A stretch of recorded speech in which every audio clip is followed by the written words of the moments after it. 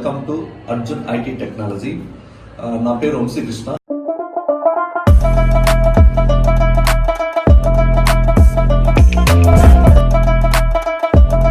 Hello everyone, ఈ వీడియోలో మనం నాన్ కోడింగ్తో ఐటీలో జాబ్ కొట్టొచ్చా, అంటే ఏమేమి కోర్స్ నేర్చుకోవాలి, ఏ కోర్స్ నేర్చుకుంటే నేను వితౌట్ కోడింగ్తో జాబ్ చేయొచ్చు అనేది మనం ఈ వీడియోలో కంప్లీట్గా తెలుసుకుందాం.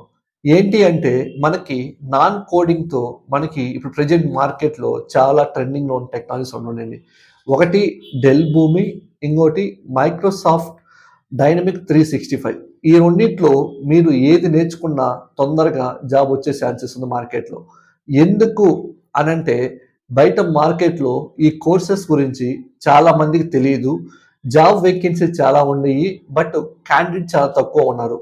కాబట్టి ఎవరైనా డెల్ భూమి కానీ లేదా మైక్రోసాఫ్ట్ డైనమిక్ 365 నేర్చుకున్న వాళ్ళకి బయట ఆపర్చునిటీ చాలా ఎక్కువ ఉన్నాయి.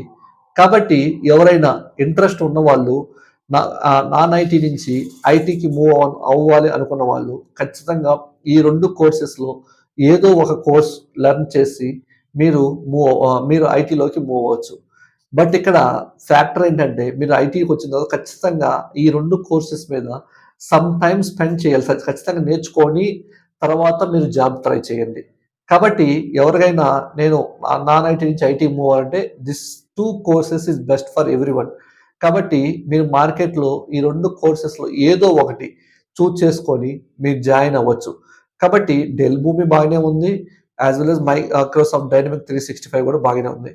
వాటిల్లో మీరు ఏది నేర్చుకోవాలి అనేది ఎక్కువ అనాలిసిస్ చేసి వాటిలో మీకు క్యాపబిలిటీగా ఏది ఈజీగా ఉంటుందో దాన్ని బట్టి దాన్ని టెక్నాలజీ చూజ్ చేసుకొని మీరు కోర్సు జాయిన్ అయ్యి జాబ్ కొట్టచ్చు.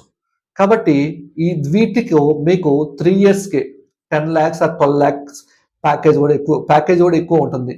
అట్లీస్ట్ మీరు 3 years ఎక్స్పీరియన్స్ పెడితే మీకు హై ప్యాకేజ్ వచ్చే ఛాన్సెస్ కూడా ఎక్కువ ఉంది. కాబట్టి మీరు ఈ రెండు కోర్సెస్లో ఏదో ఒకటి నేర్చుకొని గుడ్ ప్యాకేజ్తో ఐటీలోకి మూవ్ అవ్వచ్చు. Thank you.